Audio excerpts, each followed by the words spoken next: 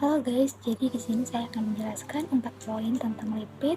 Yang pertama ada pengertian lipid, yang kedua ada sifat lipid, yang ketiga ada manfaat lipid, dan yang keempat ada contoh lipid. Oke, yang pertama di sini ada pengertian lipid.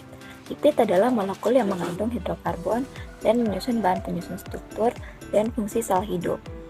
Lipid terutama terdiri dari hidrokarbon dalam bentuknya yang paling tereduksi, menjadikannya bentuk penyimpanan energi yang sangat baik.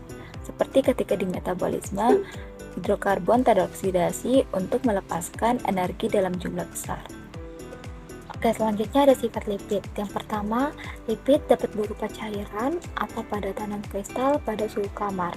Yang kedua, lemak dan minyak murni tidak berwarna, tidak berbau, dan tidak berasa.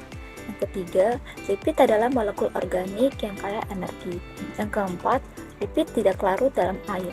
Yang kelima, lipid larut dalam pelarut organik seperti alkohol, kloroform, aseton, benzena, dan lain-lain. Yang keenam, tidak ada muatan ionik. Yang ketujuh, trigliserol padat atau lemak memiliki proporsi asam lemak jenuh yang tinggi. Yang kedelapan, trigliserol cair atau minyak memiliki proporsi asam lemak tak jenuh yang tinggi. Selanjutnya, manfaat lipid. Yang pertama, menyiapkan energi. Energi berlebih dari makanan yang kita makan dicerna dan dimasukkan ke dalam jaringan adiposa atau jaringan lemak. Energi yang diperlukan oleh tubuh manusia sebagian besar disediakan oleh karbohidrat dan lemak. Glukosa disimpan dalam tubuh sebagai glikogen, sementara glikogen menyediakan sumber energi yang siap dipakai. Lipid terutama berfungsi sebagai cadangan energi. Yang kedua, mengatur dan memberi sinyal. Trigliserida mengontrol iklim internal tubuh, menjaga suhu konstan. Mereka yang tidak memiliki cukup lemak di tubuhnya cenderung lebih cepat merasa kedinginan, seringkali kelelahan dan mengalami luka tekan pada kulit mereka akibat kekurangan asam lemak. Triacylglycerol juga membantu tubuh memproduksi dan mengatur hormon. Misalnya, jaringan adiposa mengeluarkan hormon leptin yang mengatur nafsu makan. Dalam sistem reproduksi, asam lemak dibutuhkan untuk kesehatan reproduksi yang baik. Wanita yang kekurangan jumlah yang tepat dapat berhenti menstruasi dan menjadi tidak subur. Asam lemak esensial omega 3 dan omega 6 membantu mengatur kolesterol dan pembekuan darah, serta mengontrol peradangan pada persendian, jaringan, dan aliran darah. Lemak juga berperan secara fungsional dalam mempertahankan transmisi impuls saraf, penyimpanan memori, dan struktur jaringan. Yang ketiga, mengisolasi dan melindungi. Pernahkah kita menyadari bahwa hingga 30% dari berat badan kita terdiri dari jaringan lemak?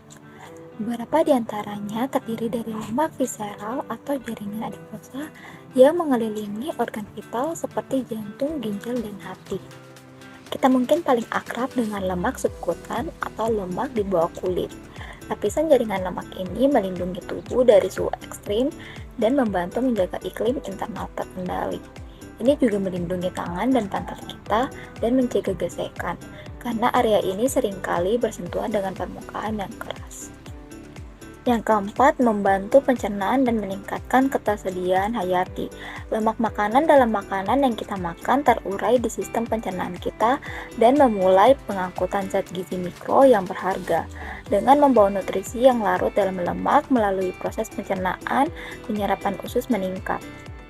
Nutrisi yang dapat larut dalam lemak memainkan peran penting bagi kesehatan dan menunjukkan beragam fungsi. Vitamin A, D, E, dan K atau vitamin yang larut dalam lemak terutama terdapat dalam makanan-makanan yang mengandung lemak.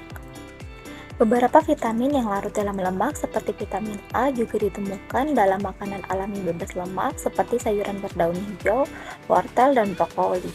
Vitamin ini paling baik diserap jika dikombinasikan dengan makanan yang mengandung lemak. Lemak juga meningkatkan ketersediaan hayati senyawa yang dikenal sebagai fitokimia, yang merupakan penyusun tumbuhan seperti likopen yang terdapat pada tomat dan beta-karoten yang terdapat pada wortel. Fitokimia dipercaya dapat meningkatkan kesehatan.